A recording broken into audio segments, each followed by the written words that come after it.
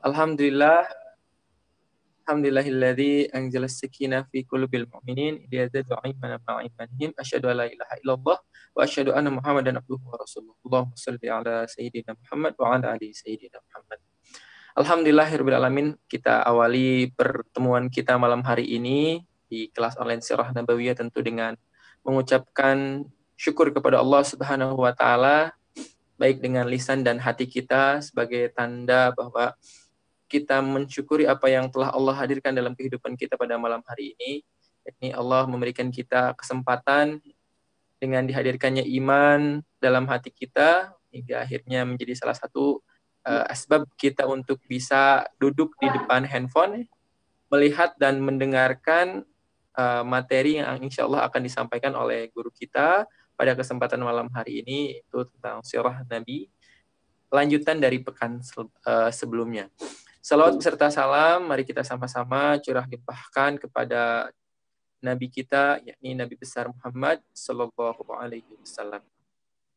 Mudah-mudahan salawat yang senantiasa tercurah limpahkan kepada beliau juga tersampai kepada segenap keluarganya, para sahabat, kepada para tabi'in, kepada para ulama, dan sampai kepada kita sebagai umatnya, umat akhir zaman yang mudah-mudahan selalu berusaha untuk istiqomah dalam menjalankan sunnah-sunnah Rasulullah Sallallahu Alaihi Wasallam. Tentunya cara kita untuk mengerti dan memahami bagaimana menjalankan sunnah Nabi adalah dengan mengetahui seperti apa kehidupan Rasulullah Sallallahu Alaihi Wasallam. Maka perkelasan ini hadir salah satunya adalah untuk menguatkan kita, meyakinkan kita tentang bagaimana kehidupan Rasulullah Sallallahu Alaihi Wasallam yang kemudian kita bisa menyempurnakan sunnah-sunnah Nabi dalam kehidupan kita sehari-hari. Insya Allah pada malam hari ini Ustadz akan menyampaikan sebuah materi yang sangat menarik, ya, itu tentang peperangan. Ya. Tentu bahasanya akan lebih menarik lagi dari bahasan-bahasan yang sebelumnya, ya, karena sirah itu kalau kata Ustadz semakin diulik akan semakin menantang. Terlebih dari itu kita ucapkan selamat datang buat seluruh peserta yang pada malam hari ini berpartisipasi mengikuti perkelasan online Sirah Nabawiyah.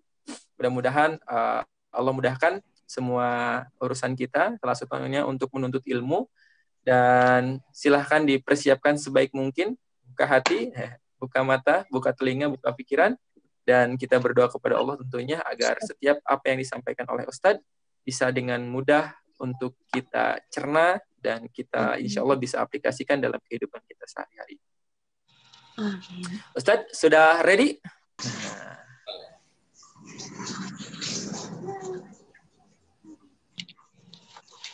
Nah, kuisnya jangan lupa diisi ya Bapak Ibu, para jamaah sekalian. Nanti sama Ustadz di briefing dulu nih, dites. Siapa yang sudah mengerjakan nih, dan yang belum nih. Ya, pretest sebelum kita mulai kelas untuk cek sejauh mana pengetahuan kita terhadap materi yang akan disampaikan. Sendiri ya, harus makan tapi makan lagi nanti aja terus makan.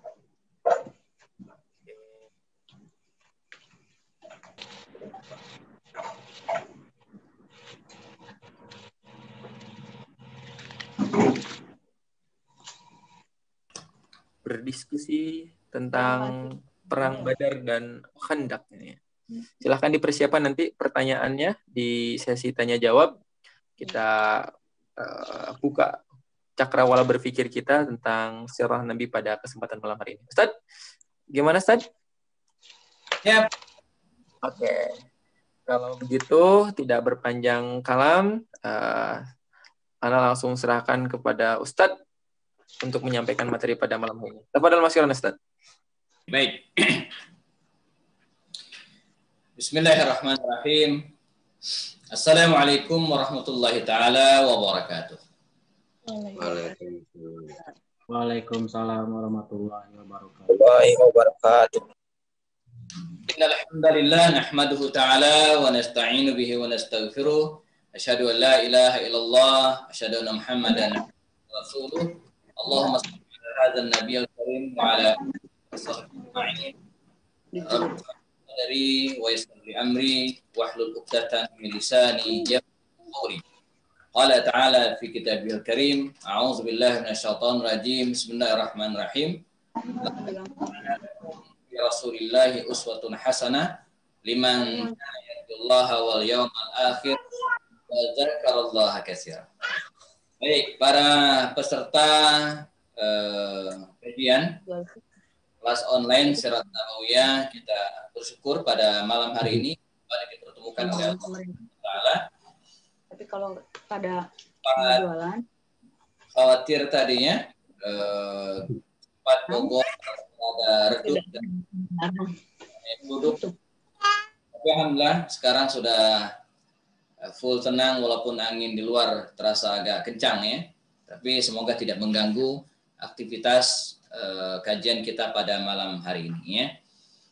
Mohon maaf saya sambil mute-kan beberapa suara di luar yang tadi sempat muncul ya. Harus agak otoriter sedikit ya. Memute-kan suaranya supaya kajian kita lebih khusyuk, lebih tenang. Tapi jangan juga terlalu tenang, nanti ketiduran ya. Tadi ba'da asar saya baru sempat walaupun dari kemarin sebenarnya sebagian, tapi baru maksimal jelang maghrib tadi membaca ulang respon dari evaluasi atau hasil evaluasi kita pada sesi yang kelima kemarin. Saya melihat relatif terjadi peningkatan walaupun dalam hitungan jari mungkin 3 atau 4 orang yang nilainya masih di bawah 50. Ya, sisanya alhamdulillah di atas 50 dan sudah banyak yang 100 ya nilainya. Wallahu alam ya, yang ada yang nilainya 40, 30 itu saya tidak perlu sebutkan namanya ya, nanti hidungnya hilang ya karena malu ya.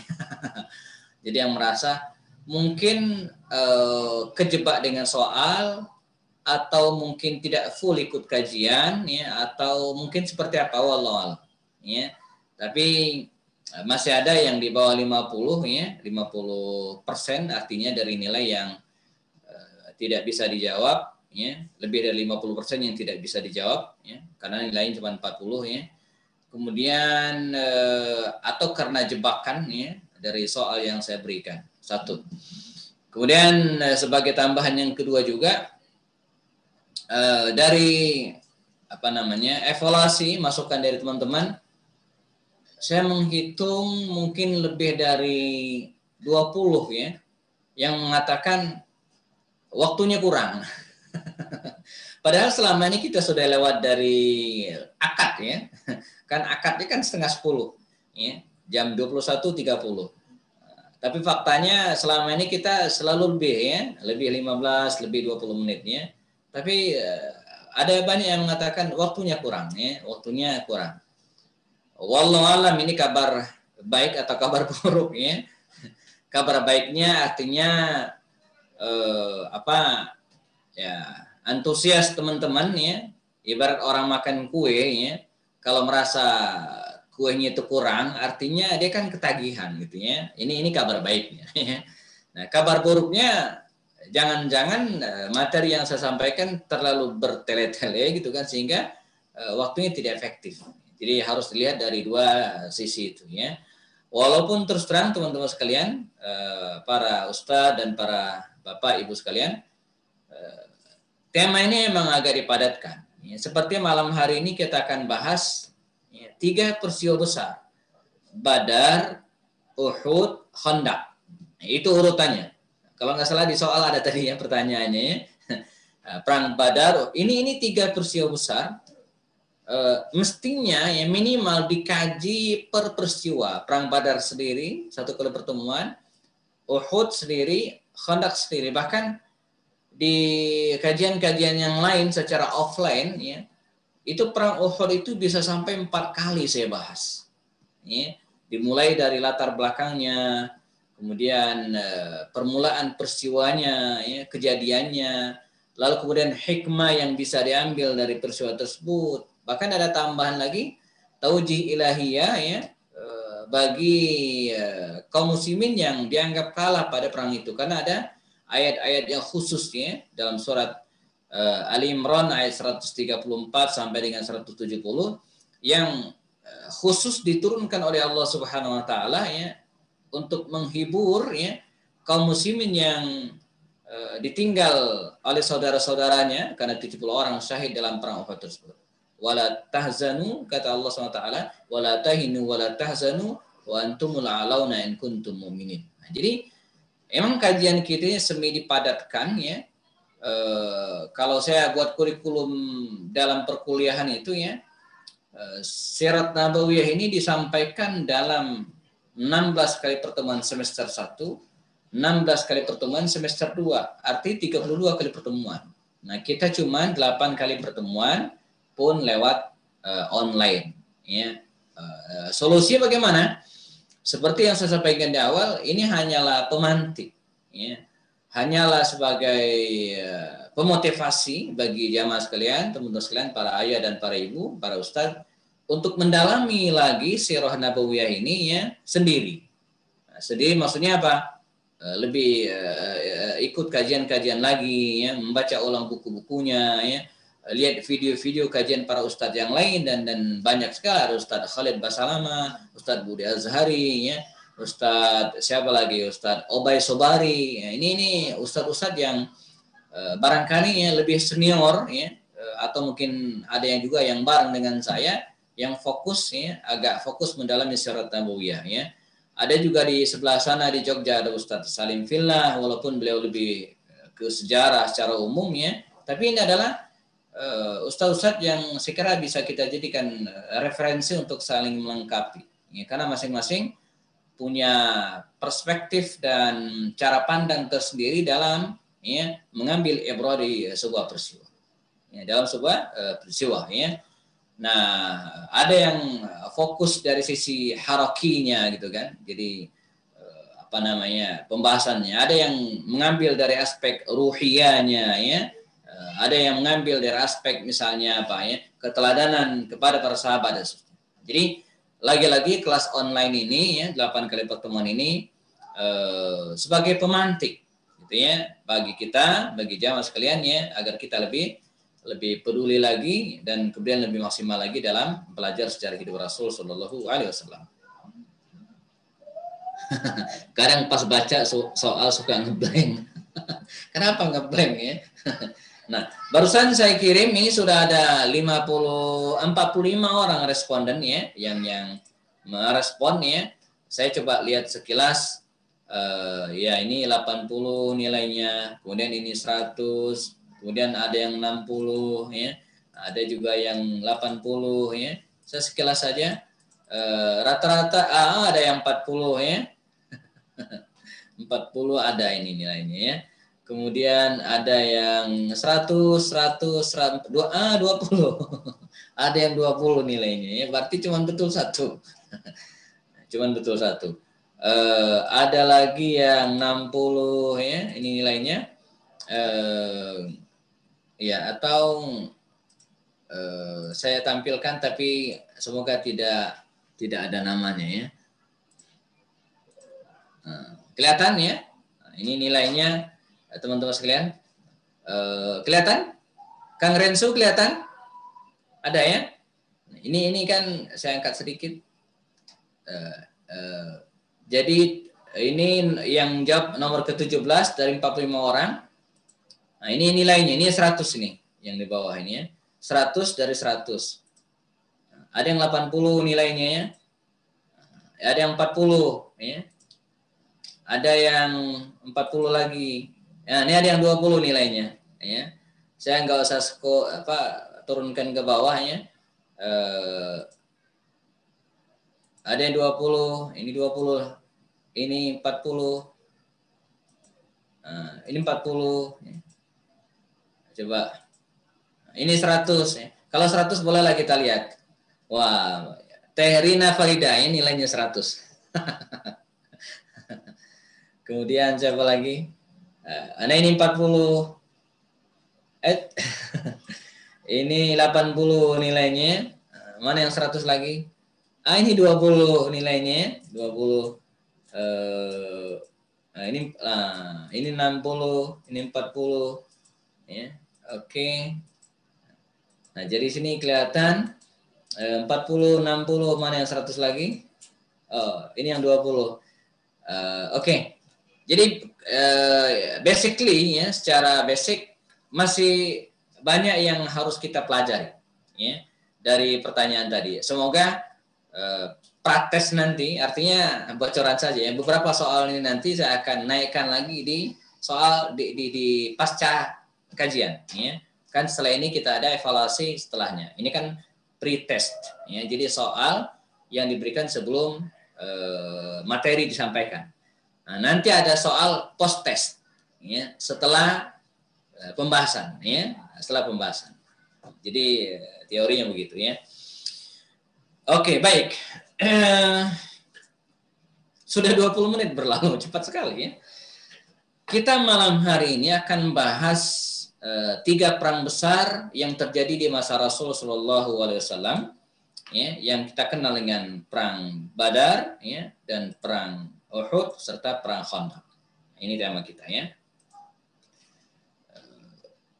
Slide yang sudah saya berikan sangat banyak, ya.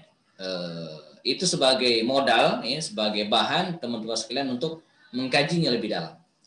Maksud saya, barangkali karena waktu yang terbatas, ya, mungkin tidak semua, ya, belum bisa menghafal nama, ya. Mungkin tidak semua slide yang diberikan itu bisa kita kaji semua pada malam hari ini, ya, karena kita menyesuaikan dengan waktu. Nanti jam 9 mungkin lewat sedikit kita akan teruskan dengan tanya jawab agar lebih banyak yang bisa kita eksplorasi. Jadi ini ya. Jadi karena agak banyak, jadi sangat mungkin ya yang disampaikan nanti ya tidak semua, atau yang ada di slide yang sudah saya kirim ya tidak semua akan disampaikan ya. Badar, Uhud, Khandaq ya. Badar itu nama tempat. Ya, di situ ada sumur dulu ya, berjarak sekitar 150 kilo dari kota Madinah menuju ke Mekah. Jadi dia posisinya lebih dekat ke arah Madinah, dan walaupun sekarang bukan tempat lalu lalang ya, artinya kalau kita ke Madinah belum tentu bisa ke sana. Ya, saya berkali-kali umroh belum pernah. Ya, karena memang butuh waktu khusus ya. Kalau haji mungkin sempat. Nah, kemudian Uhud ini gunung, Jabal, ya, Jabal Uhud. Terletak di arah barat bagian utara ya, utara kota Mekah ya, dan bagian luar Mekah. Ya. Madinah, bukan Mekah, karena Madinah. Jadi kalau kita ke Madinah, kalau kita umroh itu biasanya kita akan diajak ke tempat ini, ke Uhud ini. Ya. Mengapa? Ya, pertama untuk menapatilah sejarah perang Uhud, kemudian yang kedua mengunjungi makam syuhada Uhud yang dimakamkan di lembah ya, gunung Uhud tersebut. Uhud ahad itu artinya satu, menyatu. Bahkan dalam riwayat Rasulullah SAW mengatakan Uhudun ya jabalun yuhibbuna wa nuhibbuhu. Ya, Uhud itu adalah gunung yang kami cintai dan mencintai kami. Uhudun jabalun fil jannah. Ya. Uhud itu gunung yang akan ada di surga. Atau kama qala Rasul sallallahu alaihi wasallam. Adapun Khandaq ya, ini artinya parit. Ya. Mengapa disebut parit? Karena untuk menghalau 10.000 tentara yang akan menyerang Madinah pada waktu itu, baginda Rasul atas usul Salman Al-Farisi ya, menggali parit pada bagian utara kota Madinah. Ya. Khandaq. Ya, dan perang ini juga dinamakan dengan perang Ahzab. Ya. Ahzab itu artinya multi partai, ya, sekutu. Ya. Hizbun itu kan partai. Ya. Ahzab, ya, partai-partai, multi partai, atau sering disebut dengan sekutu. Karena itu perang ini disebut dengan perang Ahzab, perang Khandaq atau perang Ahzab. Ya. Nah, kita akan bahas ya secara detail ya. Saya pernah menulis buku ini ya, tentang 3 perang ini ya. Perang Badar ya, title besarnya Manajemen Kemenangan, belajar dari perang Badar. Ya, kemudian belajar dari perang Uhud, mengubah kekalahan menjadi kemenangan. Belajar dari perang Khandaq, menang dengan bertahan. Ini sudah terbit dan ini sudah 2-3 kali cetak ulang ya, di antaranya. Dan yang terbaru ya, menang dengan bertahan ini ya, Ini saya pegang. Nah, ini yang di buku saya ini, manajemen kemenangan ini yang Badar, ya, yang Badar, kemudian yang Khandaq, di situ agak jauh ya. Ini sudah beredar di pasaran, ya, teman-teman bisa searching di Google ya, bagi yang belum memiliki, nanti akan terlink dengan reseller ya, karena buku ini tidak dijual toko buku. Ya, jadi sudah sekian kali cetak ulang, tidak ada satupun di toko buku. Kalaupun ada yang jual di toko buku, itu reseller, bukan dari penerbit. Kami tidak pernah ngedrop ke toko buku, ya, murni ke reseller, ya, dan via online sebagian besar. Jadi silakan, kalaupun ada yang perlu nanti bisa kontak saya langsung dan insya Allah diberikan kemudahan untuk mendapatkannya. Ya. Malah saya kepikir salah satu di antara buku ini bagi yang belum punya mungkin akan dihadiahkan untuk pemenang kuis berikutnya insya Allah. Ya. Orang Bandung kayaknya sudah banyak yang punya ya, karena di sana ada agen saya Ustadz Mufti Agenci ya, Mufti Agenci dia pernah stok banyak ya. Saya juga pernah bawa banyak ke Bandung ya. Mestinya beberapa teman sudah punya buku ini ya. Nah, yang keempat, ini kan 1, 2, 3, yang keempat juga sudah terbit ya, belajar diplomasi dari Sang Nabi. Ini bahasan kita next Senin. Senin kita akan bahas buku ini ya. Dan buku yang kelimanya insya Allah semoga Januari sudah terbit. Jadi nanti akan ada 9 buku ya bercerita tentang ya, perang di masa Nabi. Badar, Uhud, Khandaq, ini trilogi pertama. Nanti trilogi kedua, Hudaybiyah, Khaybar, Mu'tah, kita bahas hari Senin. Nah, kemudian pertemuan terakhir kita akan bahas Fathu Makkah, Hunain, dan Perang Tabuk. Ya, dan wafatnya Rasul Shallallahu Alaihi Wasallam. Ya. Baik. Sekilas ya, latar belakang terjadi perang Badar ya. Jadi begini teman-teman sekalian. Mungkin di sini ada ustazah yang ngajar sejarah ya. Dalam banyak buku sejarah disebutkan latar belakang terjadinya perang Badar itu adalah karena Rasulullah dan kaum muslimin ingin menghadang kafir Quraisy yang sedang bawa dagangan ke Syam. Nah, kita tahu orang Mekah kalau pengen ke Syam mesti lewat Madinah. Ini pelajaran umum yang ada di buku-buku sejarah. Ya. Jadi penyebab perang Badar, kaum muslimin, Rasulullah SAW dan kawan-kawan dan para sahabat menghadang kafilah dagang yang akan berangkat ke Syam. Ya. Sehingga ada kesan jamaah Nabi yang memulai. Nah, ini yang harus luruskan. Padahal dalam sejarah hidupnya, bahkan dalam sejarah Islam secara umum, tidak pernah kaum muslimin itu mulai perang, nyari gara-gara, nggak pernah. Jadi ada kesannya, oh kalau begitu kaum muslimin dong yang mulai nyari gara-gara, nggak ada. Nah, ini pentingnya kita menjelaskan tentang perang ini. Sepanjang sejarah kaum muslimin tidak pernah sekalipun mulai perang. Nanti kita akan ketemu dengan perang Mu'tah, di mana baginda Rasul memberangkatkan 3.000 tentaranya menuju ke Syam, menuju ke Damaskus. Artinya menyerang. Ya. Nah, jadi ada kesan kaum muslim menyerang dong. Enggak. Mesti ada gara-garanya. Apa itu? Utusan Rasulullah dibunuh. Nah, ya, jadi termasuk juga dalam perang Badar ini. Jadi penyebab utama perang Badar ini bukan karena kaum muslimin menghadang ya, kafir Quraisy, bukan itu. Ya. Ada, kalaulah itu asap, ya, maka ada apinya, ada pemantiknya. Apa itu? Ya, Imam Abu Dawud dalam sunannya mengatakan ada 2 surat yang pernah dikirimkan oleh kafir Quraisy sebagai ancaman, gertakan, dan sekaligus tantangan yang dikirimkan ke Madinah. Ya, isi surat kafir Quraisy ini pertama ditujukan kepada penduduk Madinah. Yang kedua ditujukan kepada Rasulullah. Intinya sama, ya. Mereka ingin Nabi hengkang dari Madinah. Kalau tidak, ya, maka akan diserang. Ya, maka akan diserang. Ya, jadi ini awalnya. Jadi maka mengantisipasi hal ini, ya, maka baginda Rasulullah segera menyiapkan diri.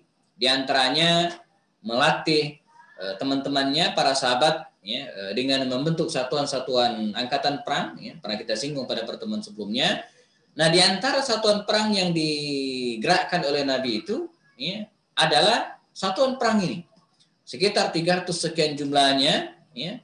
Beliau menghadang, ya, ingin mencegat kafilah dagang Quraisy lantaran mereka telah merampas harta kaum muslimin di Makkah, berniat ingin menyerang Madinah seterusnya, ya. Dan Abu Sufyan juga pernah membunuh, ya, salah seorang kaum muslimin di pinggiran kota Madinah. Maka berangkatlah Rasulullah, ya, apalagi pasukan kafilah dagang yang akan mereka hadang ini relatif besar, ya. Ada 1000 ekor unta dengan segala dagangannya, ya, dengan segala bawaannya, dan hanya dikawal sekitar 40 orang saja. Jadi kalau bisa dilumpuhkan, ini akan menjadi semacam guncangan sendiri bagi kafir Quraisy pada waktu itu. Maka dihadanglah Rasulullah, tapi ternyata yang dihadang ini adalah Abu Sufyan. Ya, orang yang cerdik, orang yang lihai, ya, maka dengan kemampuan mata-mata dan tim intelijennya, dia berhasil, ya, lewat.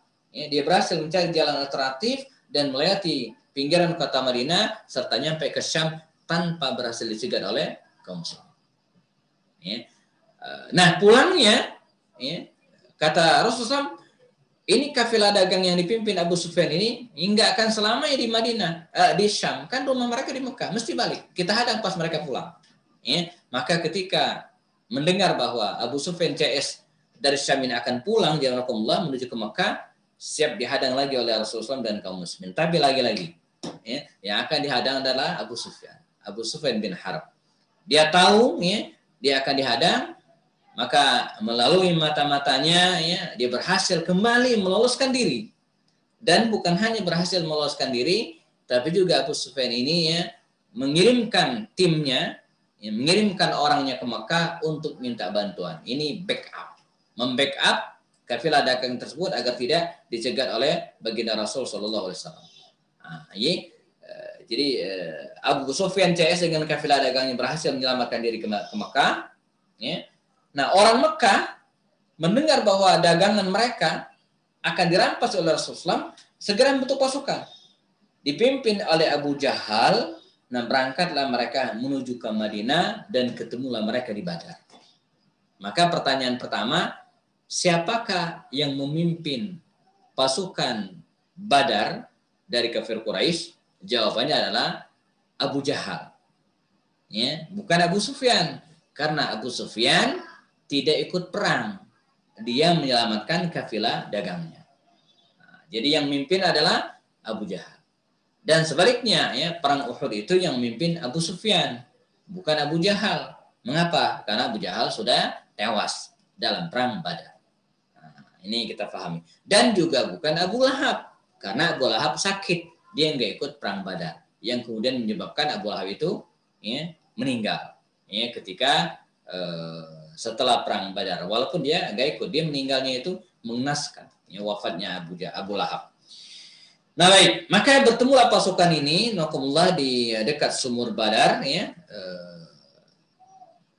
Nah, ini menuju ke Badar. Baginda Rasulullah menyerahkan Madinah kepada sahabatnya. Ini artinya tidak boleh kosong, ya. Ini saya loncati saja. Oke.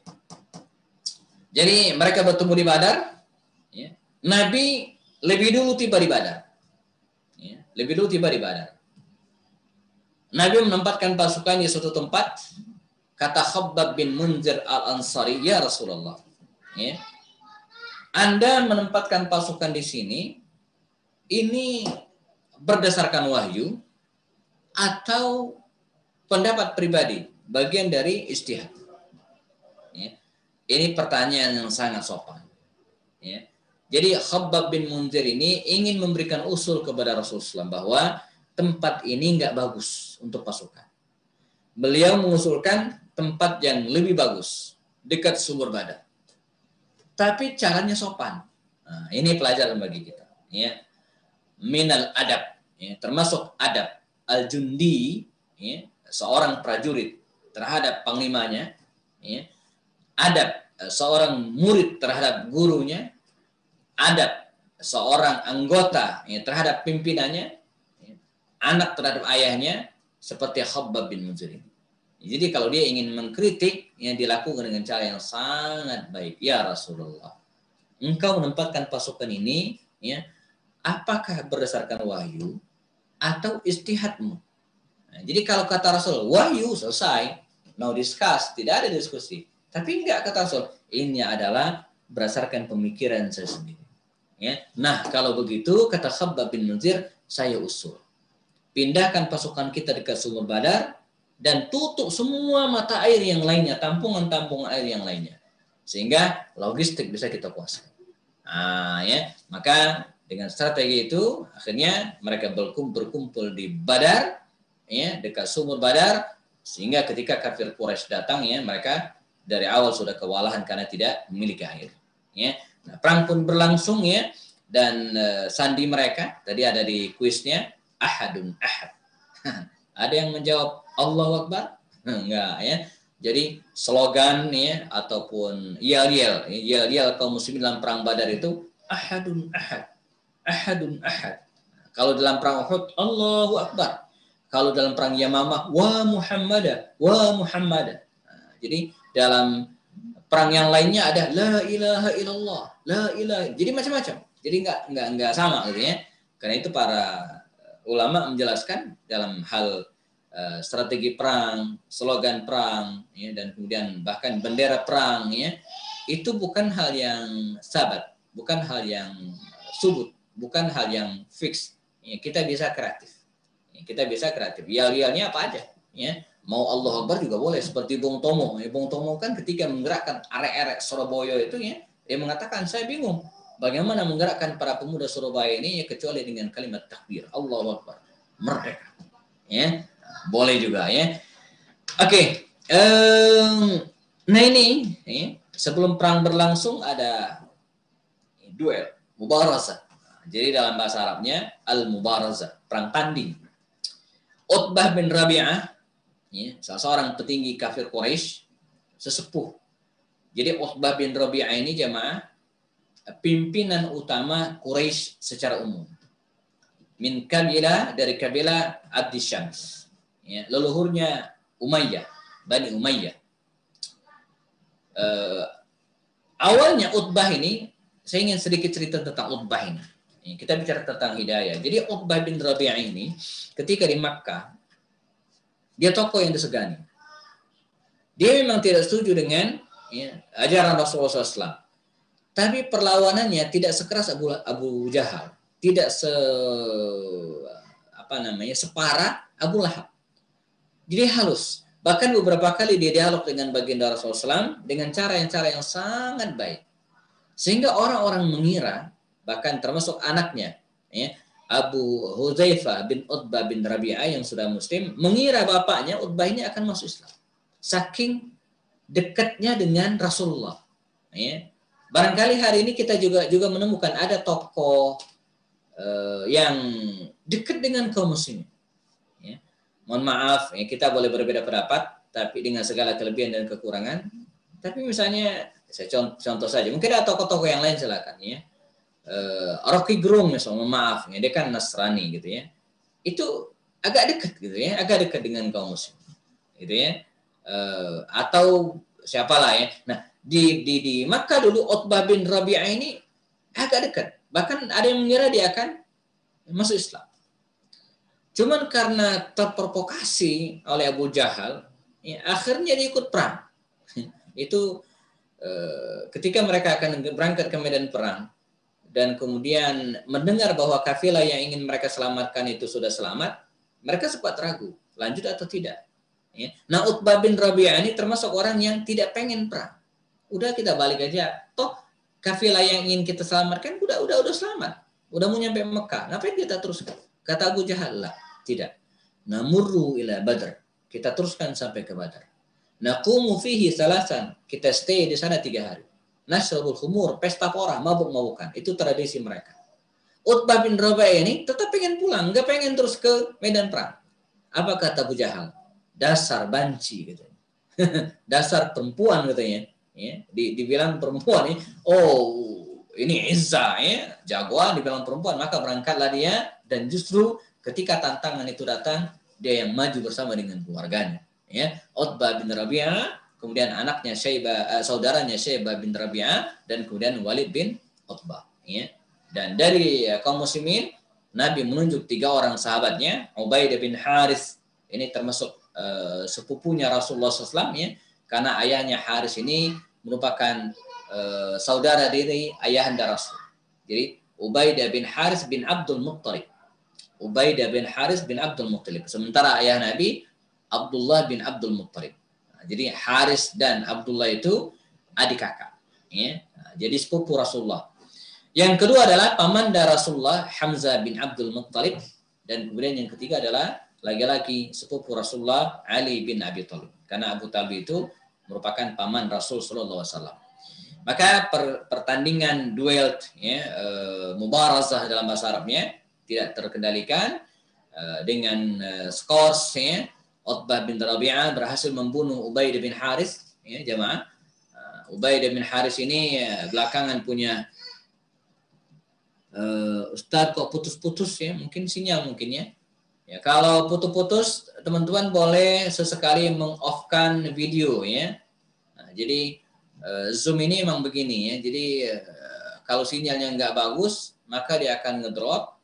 Dan untuk mengantisipasi suaranya supaya tidak putus, ya, maka di off-kan videonya. Nanti kalau udah bagus lagi bisa dinyalakan lagi. Yang penting suara saya kedengaran. Kalau udah mentok banget, ya, silakan hijrah ke YouTube. Ya, linknya sudah saya kirim di grup, ya. Nah, kalau terpaksa. Baik. Nah, Ubaidah bin Haris, Utbah bin Rabi'ah berhasil melukai kaki Ubaidah bin Haris dan kemudian dia meninggal dalam perang Badar. Makanya kalau dalam perang Uhud itu jagoannya, ya, atau sayyidus syuhadanya itu Hamzah. Nanti kita akan ketemu di Uhud. Tapi kalau perang Badar ini, ya, sayyidus syuhadanya itulah Ubaidah bin Haris.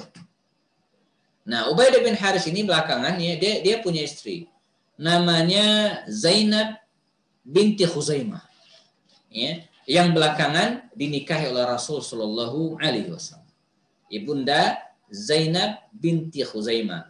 Namun sayang hanya 7 bulan dinikahi oleh Rasul SAW, karena tidak lama setelah itu Zainab binti Khuzaimah ini, ya, wafat, meninggal dunia. Istri Rasul SAW.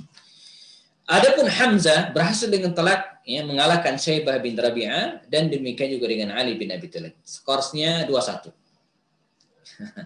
Kaum muslimin dapat poin 2, mengalahkan Syaibah dan Walid, sementara kafir Quraisy berhasil mengalahkan 1 kaum muslimin, Ubaidah bin Haris. Tersisa Utbah bin Rabi'ah. Ya, 2 riwayat, ada yang mengatakan, ya, Ali bin Abi Thalib sempat maju ke arah Utbah dan membunuhnya, tapi riwayat lain mengatakan Hamzah yang membunuh Utbah bin Rabi'ah. Kalau kita lihat kisah setelahnya, kemungkinan besar, ya, Hamzah yang membunuh Utbah bin Rabi'ah ini. Mengapa? Ya, karena usai perang Badar ini, ya, seseorang putri Utbah bin Rabi'ah yang namanya Hindun binti Utbah dendam luar biasa, dan dalam perang Uhud, ya, dia menyewa Wahsy bin Harb, seorang budak, untuk membunuh Hamzah karena Hamzah telah membunuh ayahandanya Utbah bin Rabi'ah. Nah, setelah itu perang pun berkecamuk, ya, 313 kaum muslimin, ya, melawan 1000 tentara kafir Quraisy. Dalam perang ini, ya, ada doa Nabi yang sangat terkenal, Allahumma intahlak hadhil isabah lam yabqa ala wajhil ardi ahadun ya'budu. Wahai Allah, kalau pasukan kami ini kalah, maka tidak akan tersisa di muka bumi ini seorang pun menyembah. Ya. Nah, ini doa Rasulullah, dan Allah mengirimkan bantuan, id tastaghisuna rabbakum fastajaba lakum anni mumiddukum bi'alfin minal malaikati murdifin. Jadi kata Allah, anni mumiddukum, sesungguhnya saya mengulurkan kepada kalian bi'alfin minal malaika, 1000 malaikat murdifin yang datang dalam keadaan membantu, membonceng kaum muslim. Ya. Dan akhirnya perang ini dimenangkan oleh kaum muslimin, ya. 70 kafir Quraisy terbunuh, 70 di antara mereka ditawan, dan di antara yang terbunuh itu adalah tokoh-tokoh Quraisy. Ya, tersebut misalnya Abu Jahal, ya, yang dibunuh oleh 2 anak Madinah, ya, Mu'ad dan Mu'awwidh, ya, seorang pemuda yang masih belia. Lalu kemudian Umayyah bin Khalaf, ini bosnya Bilal bin Rabah yang dulu menyiksanya di Mekah. Utbah bin Rabi'ah yang barusan kita ceritakan. Uqbah bin Abi Mu'aid yang pernah melempari Nabi dengan kotoran di Makkah, pernah kita ceritakan. Ya. Nah, jadi dan yang menarik juga dalam perang Badar ini ada banyak saudara melawan saudara, ayah melawan anaknya, anak melawan ayahnya, paman melawan ponakannya.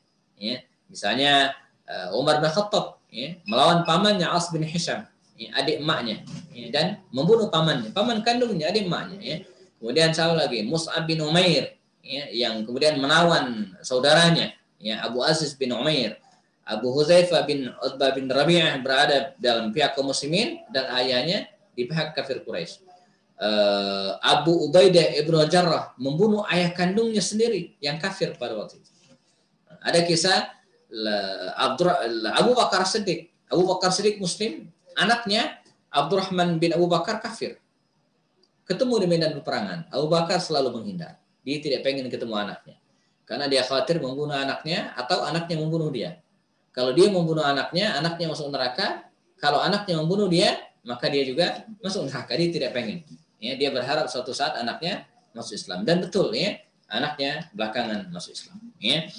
Nah, kisah-kisah yang lainnya, nakumullah mungkin bisa didetailkan. Ya. Tapi intinya bahwa dalam perang Badar ini, kaum muslimin menang 313 orang melawan 1000 prajurit kafir Quraisy. Kemenangan kaum muslimin dalam perang Badar ini ya, menyisakan dendam yang luar biasa di kalangan anak-anak muda kafir Quraisy. Terutama mereka yang kehilangan ayah, kehilangan paman dan kehilangan keluarga dalam perang Badar. Ya. Dan dendam yang membara ini ya, menyebabkan mereka tidak tinggal diam. Ya. Mereka segera mengumpulkan pasukan ya, dan terkumpullah 3.000 tentara. Ya, 3.000 tentara ini besar dengan 200 ekor kuda yang ini pasukan elit dipimpin oleh Khalid bin Walid. 700 buah baju besi dan perlengkapan perang yang lainnya. Ya. Bergeraklah 3.000 tentara ini jemaah dari Makkah menuju ke Madinah. Ya. Di antara kecerdasan Rasulullah bahwa beliau menyisakan pamannya Abbas di Makkah, tidak disuruh hijrah. Sehingga ketika 3.000 tentara ini berangkat dari Makkah menuju ke Madinah, paman Rasulullah yang ada di Makkah ini ya, ngasih tahu Rasulullah lewat seorang kurir ya, dengan pakai kuda. Ya. Jadi Makkah Madinah itu kan normalnya kalau jalan kaki bisa setengah bulan. Paling cepat 11 hari. Pakai unta 8 hari. Ya. Nah ini pasukan ibu-ibu kebayang, jemaah kebayang, 3.000 orang jalan kaki, walaupun ada yang naik unta, tapi kan harus ngimbang yang jalan kaki juga, berangkat dari Mekah menuju ke Madinah. Dugaan saya minimal 15 hari mereka lakukan perjalanan. Nah, Abbas bin Abdul Muttalib ini ngirim kurirnya ya, pakai kuda. 3 hari 3 malam nyampe. Nah, jadi sebelum pasukan ini datang, kurirnya Abbas sudah nyampe di Madinah dan memberitahu Rasulullah, ya Muhammad katanya. Ini surat dari paman, dibaca oleh Rasulullah. Ya ponakanku Muhammad, ada 3.000 tentara yang akan menyerang Madinah. Ya, kata pamannya lewat surat tersebut. Maka baginda Rasul setelah mengumpulkan para sahabatnya dan mereka pun melaksanakan syura. Nah, di sini pentingnya syura dalam sebuah tim. Ya, dia tidak diputuskan sendiri oleh Rasul. Diceritakan masalahnya, ada 3.000 orang yang akan menyerang kita, kata Rasul. Madza na'mal, bagaimana untuk kalian dan apa yang kita lakukan? Ya, dan masing-masing mengungkapkan pendapat begini dan puncaknya terbagi 2. Apakah mereka akan menyongsong musuh keluar atau di Madinah saja? Personally, Rasulullah SAW ya, mengusulkan agar mereka stay di Madinah. Ya, harapannya apa? Supaya mereka bisa memaksimalkan semua potensi yang ada di Madinah, baik perlengkapan perang ataupun personal. Ya, apalagi mereka waktu itu masih terikat perjanjian dengan orang-orang Yahudi. Mereka juga bisa dilibatkan untuk membela Madinah. Jadi judulnya adalah membela Madinah. Ini judulnya ya. Nah, akhirnya ya, namun ya kalau di voting anak-anak muda lebih banyak yang setuju untuk keluar. Ini masalah gengsi barangkali ya. Saya sudah bisa atau kita bisa membayangkan kondisinya anak-anak muda yang waktu itu begitu semangat dan demikianlah ya seni mengelola sebuah jamaah gitu ya, yang kadang susah memadukan antara keinginan-keinginan para orang tua dengan semangat anak muda. Ini yang kadang menyebabkan sebuah lembaga, sebuah organisasi, sebuah jamaah ya, itu terbelah ya. Keinginan anak muda itu ya tidak bisa diakomodir oleh para orang tua. Dan sebaliknya anak-anak muda juga ya kadang suka tidak sabaran dengan pemikiran-pemikiran para orang tua yang kadang lebih bijak dan lebih arif. Ya. Nabi akhirnya setuju dengan keinginan anak muda ini. Maka berangkat mereka 1000 tentara berangkat menuju ke arah Makkah. Ya. Di tengah perjalanan Abdullah bin Ubay bin Salul gembong munafik. Ya. Ini berkhianat. Menggembosi pasukan kaum muslimin dan 300 orang ya, terprovokasi dan membelot. Sehingga tersisa 700 orang. Nah, 700 orang inilah yang bergerak keluar Madinah, tapi terlambat. Ya, musuh sudah mau masuk ke Madinah lewat bagian utara kota tersebut. Ya, maka akhirnya Rasulullah SAW segera menggiring pasukan musuh tersebut ke sebuah bukit yang kita kenal dengan Jabal Uhud, Bukit Uhud. Walaupun baginda Rasul berada di tempat ini belakangan, ya, tapi beliau bisa menguasai medan Uhud. Ya, ada 3 strategi Rasulullah. Pertama, menempatkan pasukan di lereng Bukit Uhud dengan menjadikan Uhud sebagai benteng pertahanan dari belakang. Yang kedua, ya, menempatkan pasukan pemanah di bagian depan. Pasukan pemanah di bagian depan, kemudian di belakangnya ada pasukan pedang, tombak, seterusnya. Namun dengan 2 strategi ini nggak cukup. Ya, sebab di sebelah kanan pasukan, ya, Bukit Uhud itu ada celah. Ada celah, jamaah sekalian dilihat di layar ya, ada celah. Ini kalau dibiarkan sangat mungkin pasukan musuh menyerang dari belakang. Untuk itu Nabi menempatkan pasukan kecil 50 orang jumlahnya di atas Bukit Rumat. Ya, dipimpin oleh Abdullah bin Jubair. Saya ulang lagi ya, karena ini banyak orang Sunda ya, kadang susah membedakan antara Zai dan Jim. Jubair, bukan Zubair ya. Abdullah bin Jubair. Nabi berpesan, ya Abdullah bin Jubair dan kawan-kawan, Anda yang 50 orang ini ya, kalian stay di bukit ini. Namanya Bukit Rumat. Ya. Ini Gunung Uhud. Jamaah fokus di gunungnya ya, jangan fokus di orangnya. Ini Gunung Uhud ya. Nah, ini Bukit Rumat. Ini Bukit Rumat. Kalau yang umrah bareng saya, biasanya saya tantang naik ke atas bukit ini. Ya enggak juga tinggi sih ya. Cuman kalau kakek nenek ngos-ngosan juga naik ke atas ya. Cuman kalau masih anak muda kayak Kang Ren Su ya, kemudian Mas Dwi Handoko, Pak Majumadi siapa naik ya. Jadi di atas ini ya kita bisa menerawang ke seluruh penjuru dan melihat kawasan Bukit Uhud. Nabi berpesan kepada mereka yang di atas Bukit Uhud ini, kalian stay di sini. Apapun yang terjadi, ya, la tafrah, jangan tinggalkan tempat ini. Baik kami menang ataupun kalah. Pesan Rasulullah. Pesan wasiat Rasulullah. Dan sekaligus ini adalah bagian dari strategi perang. Maka singkat cerita, terjadilah peperangan yang sangat dahsyat. 700 kaum muslimin melawan ya 3.000 tentara kafir Quraisy. Nah, jadilah perang Badar ini musuh mereka sama, kafir Quraisy. Ada di pertanyaannya. Dengan keikhlasan kaum muslimin, dengan semangat anak-anak muda, ya, akhirnya mereka berhasil mendesak musuh. Ya, dan musuh sudah mulai kabur, melarikan diri. Ya. Nah, inilah ujiannya. Kemenangan sudah di depan mata, garis finish dalam lomba pelarian sudah kelihatan. Ya. Lalu kemudian bola, kalau dalam sebuah permainan sepak bola sudah mengarah ke gawang lawan, ya, tinggal sekali tendang masuk, gitu ya.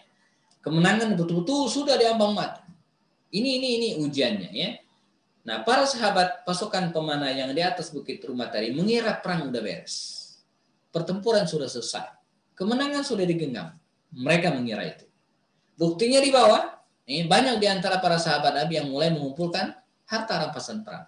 Yang mengumpulkan pedang yang tercecer, tameng yang terserak, perempuan yang terbangkalai, dikumpulin harta rampasan perang. Ya.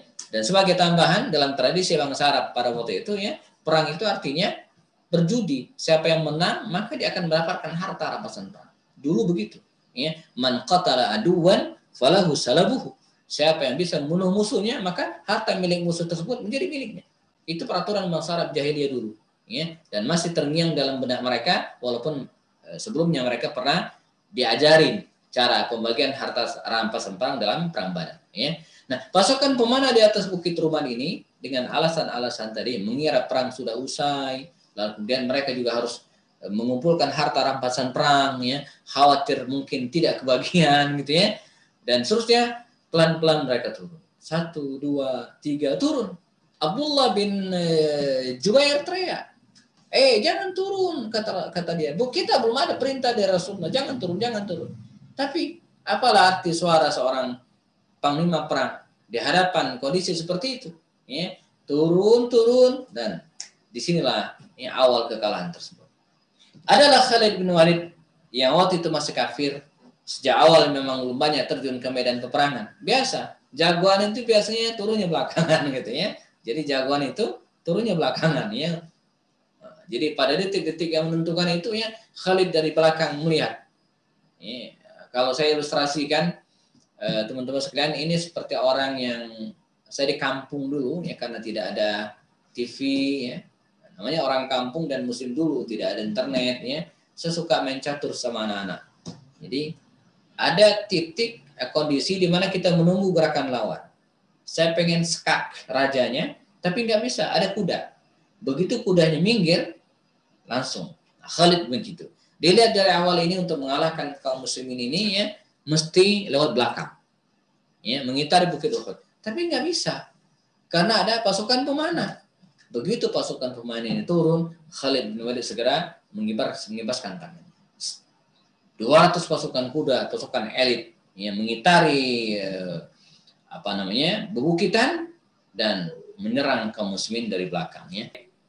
Jadi itulah sekilas penggalan film dari MBC Qatar yang itulah akhir babak kedua dari perang Uhud ya. 70 kaum muslimin syahid, meninggal dunia. Gara-gara kerikil kecil, ya, kelalaian pasukan pemanah di atas Bukit Rumat. Sayang sekali, luar biasa. Ya. Pamanda baginda Rasul Hamzah syahid, Amr bin Jamuh, Abdullah bin Jahsh, Mus'ab bin Umair, dan 60 sahabat Nabi yang lainnya tewas dalam perang ini. Nabi sendiri luka. Beliau naik ke atas bukit dan kemudian sempat dilempar panah tombak oleh Ibnu Qam'ah dan sempat mengenai pelipis Rasulullah dan mematahkan gigi beliau. Jadi giginya cepat patah ya, dan kemudian dalam kondisi yang genting demikian ya, akhirnya beliau diselamatkan oleh para sahabat Abu Bakar Siddiq, Abu Ubaidah, dan para sahabat Nabi yang lainnya. Ada Talha bin Ubaidillah yang menjadikan punggungnya jamaah ya, punggungnya itu jadikan sebagai tameng untuk sasaran tombak dan senjata lawan agar tidak mengenai Rasulullah SAW. Pengorbanan yang luar biasa. Makanya Talha bin Ubaidillah itu disebut dengan huwa syahidul hayy yamshi 'alal ardi.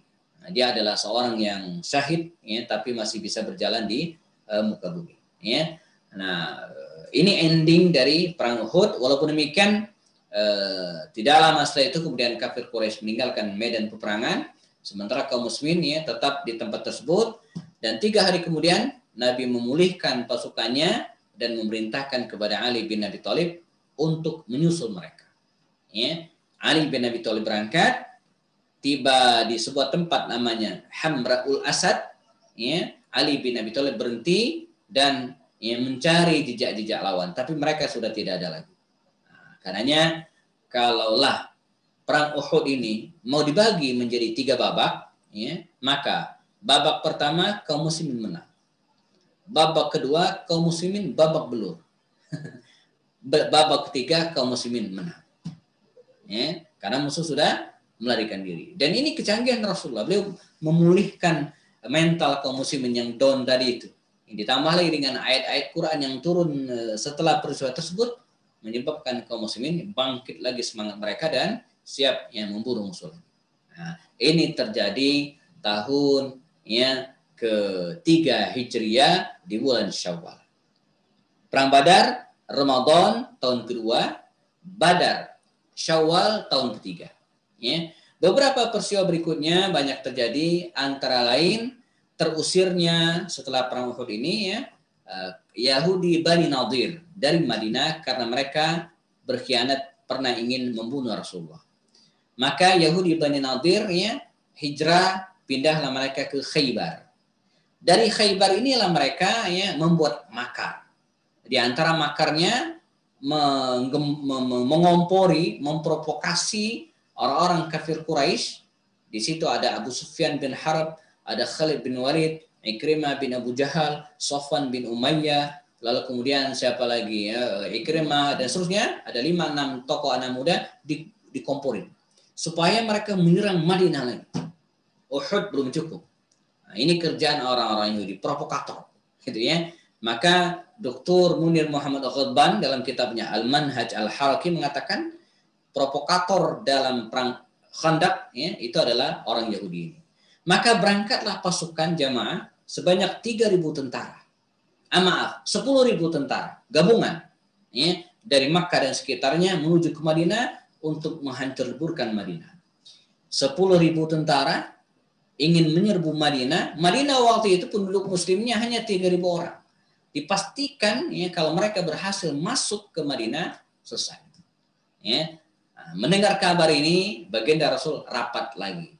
Kata Rasul, kita akan diserang oleh musuh lagi 10.000 tentara. Bagaimana menurut kalian?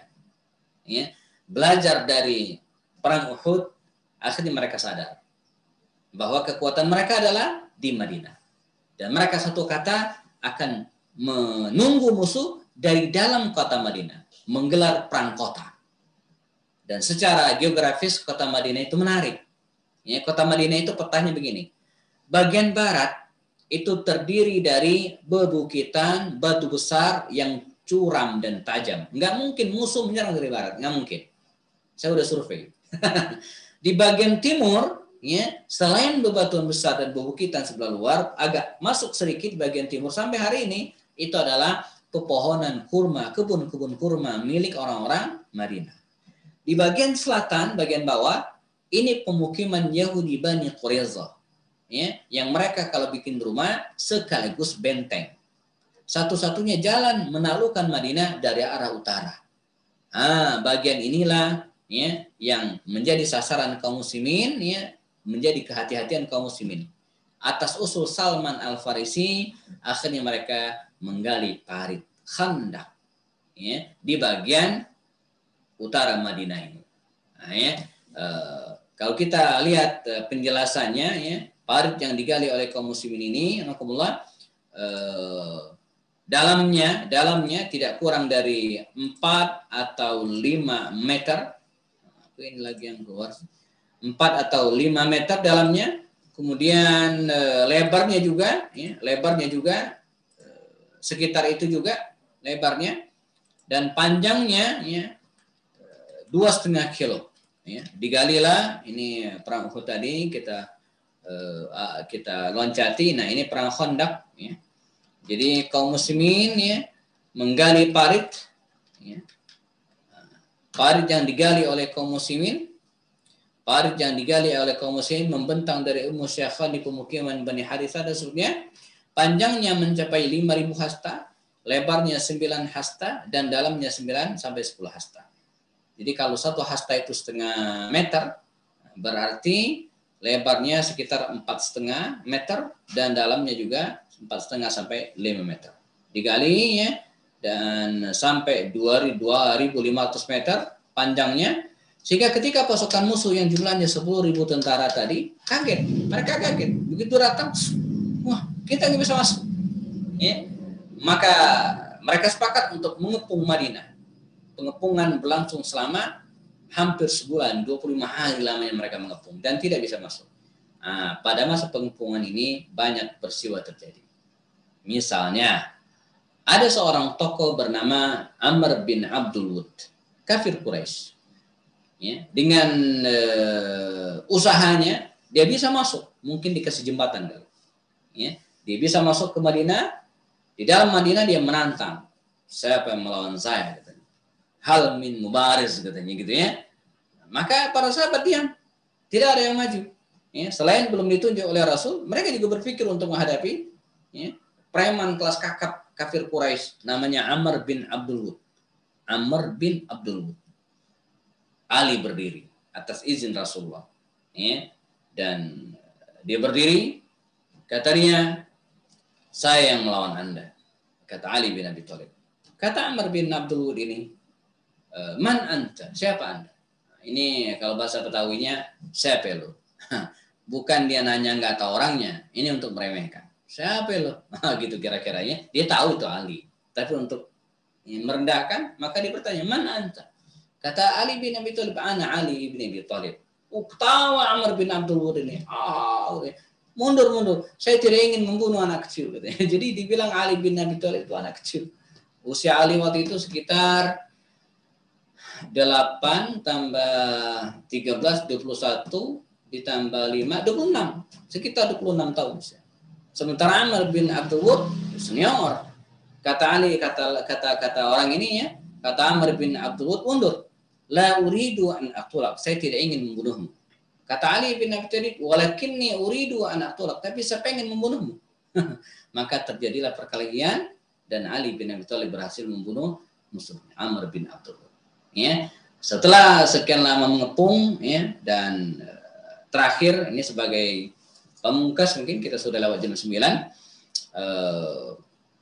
Pada masa ini ya, mereka sempat melobi Yahudi Bani Quraiza bagian selatan Madinah dan mereka hampir ya, sepakat untuk membuka benteng dan masuk dari tempat tersebut. Ketika mereka akan melakukan hal itu, kita bayangin ilustrasinya jemaah. Kafir Quraisy dan kawan-kawan sekutu ini ya sudah berhasil melobi Yahudi Bani Quraiza yang berada di bagian selatan. Jadi tinggal buka gerbang doang, dibuka gerbang ya, 10.000 tentara nyerbu. Tinggal itu doang, dikit lagi. Pada detik-detik inilah ya, pada kondisi yang sangat genting inilah Allah Subhanahu wa taala mengirimkan bantuannya. Bukan pasukan perang, bukan. Satu orang. Di sini kita lihat kemahakuasaan Allah. Jadi Allah itu jemaah, kalau dia berkehendak memberikan bantuan kepada para hambanya, enggak usah macam-macam. Ya. Segagah-gagahnya Namrus. Ya. Ada yang tahu Namrus siapa? Namrus? Siapa Namrus? Raja di masa Nabi Ibrahim. Dia pernah mengatakan, ana uhyi wa umid. Saya ini bisa menghidupkan dan mematikan orang. Tahu sejarah akhir hayatnya gimana? Mati dia. Ya. Bagaimana Allah membunuhnya, menghabisinya dengan mengirimkan seekor laler, serangga masuk ke telinganya, pengak sakit, diantukan mati. Firaun yang ngaku dirinya Tuhan itu matinya gimana? Tenggelam. Selesai. Ya. Nah, pasukan Ahzab ini dikalahkan dengan satu orang, Nu'aim bin Mas'ud al-Ghatafani. Tokoh inilah yang kemudian memecah belah pasukan tersebut dan akhirnya mereka gagal. Ya, sehingga setelah mengepung kaum muslimin selama sebulan, mereka akhirnya putus asa dan kemudian meninggalkan kota Madinah al-Munawwarah. Ya. Perang Khandaq ini ya, mengakhiri perlawanan kafir Quraisy. Begitu mereka pulang, Nabi mengatakan, al-ana nafsuhum. Sekarang gantian, kita selanjutnya yang akan menyerang mereka. Jadi bisa disebutkan bahwa perang Uhud ini adalah perang Khandaq ini adalah akhir perlawanan kafir Quraisy. Setelah itu mereka tidak pernah menyerang kaum muslimin lagi ya, dan putuslah semangat mereka ya.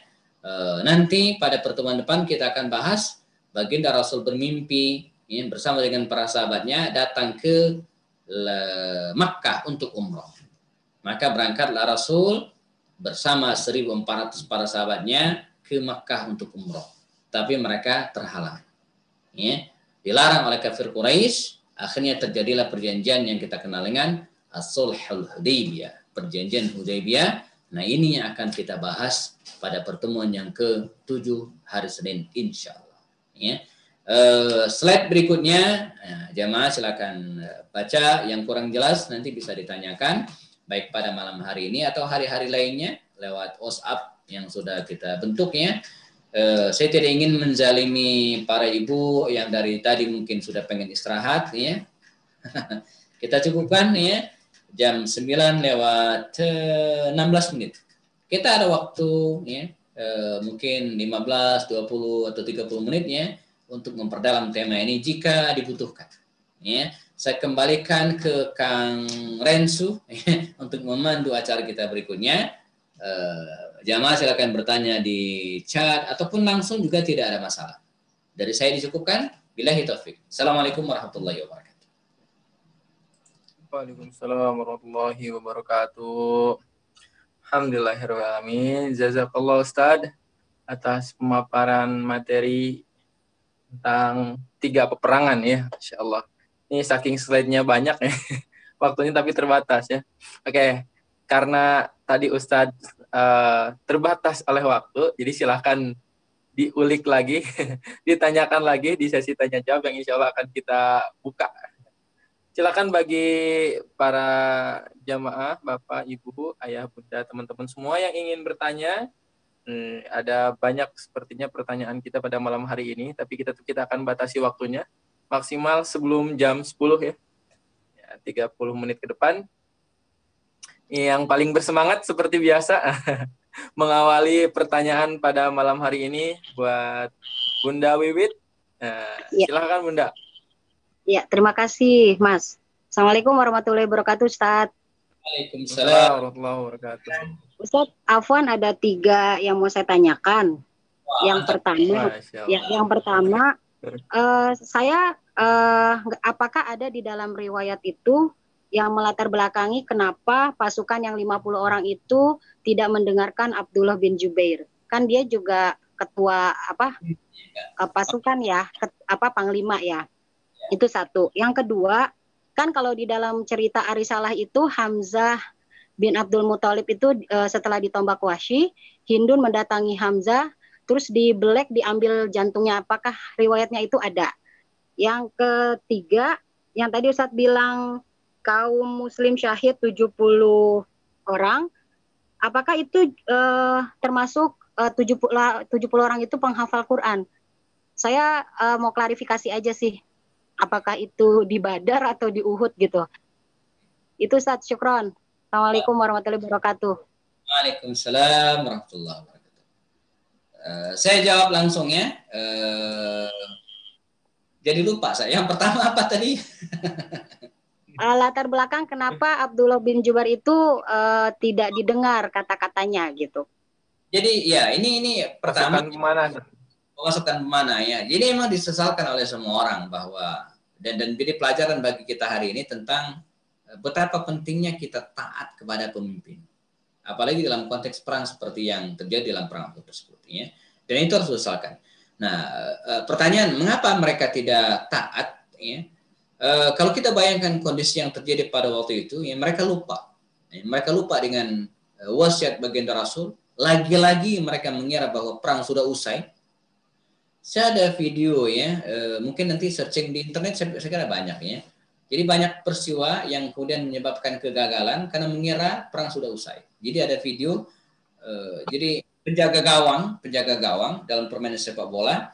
Jadi musuh itu nendang bola ke arah gawangnya, bola itu menghantam pinggir gawang, membal ke atas. Nah, dikira oleh penjaga gawang ini bola sudah berhenti, gitu kan? Maka dia teriak, enggak taunya bolanya terus dan kemudian masuk ke gawang dan kalah. Nah, jadi mengira perang udah usai. Berarti bukan karena Abdullah bin Jubair itu misalnya bukan tokoh yang terpandang dulunya waktu di Mekah atau gimana gitu, Ustaz? Karena pimpinan utama waktu itu tetap berada pada Rasul, mereka lupa dengan wasiat Nabi, sehingga apapun yang disampaikan oleh Abdullah bin Jubair mereka sudah tidak dengar lagi. Karena frame berpikirnya sudah menang, pasukan musuh sudah kalah, teman-teman kita di bawah sudah sebutkan harta rampasan. Kemudian yang kedua apa tadi? Hamzah, kisah Hamzah. Betul. Hindun binti Utbah itu dalam sejarah disebut dengan Akilatul Kabid. Akilat al-Kabid. Jadi jadi dengan pemakan jantung. Ya, jadi dia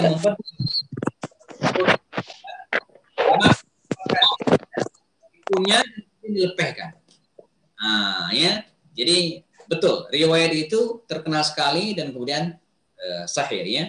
Bahkan dijuluki dengan akilat al-kabid, pemakan jantung. Ya. Yang ketiga, apakah orang-orang yang syahid itu penghafal Quran? Jadi waktu itu Quran belum sepenuhnya turun karena masih tahun ketiga Hijriah.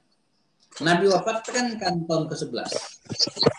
Sebagian mereka adalah orang-orang yang sudah menghafal Quran yang sudah turun, dan sebagian belum. Jadi belum sempurna. Adapun kisah tentang tewasnya para penghafal Quran itu, ini terjadi dalam perang Yamamah. Perang Yamamah ini terjadi tahun ke-12 atau ke-13 Hijriah setelah Nabi wafat. Setelah Nabi wafat, di antara sekian banyak pemberontakan yang sangat berbahaya adalah pemberontakan yang dilakukan oleh Musailamah al-Kadzdzab, Nabi palsu.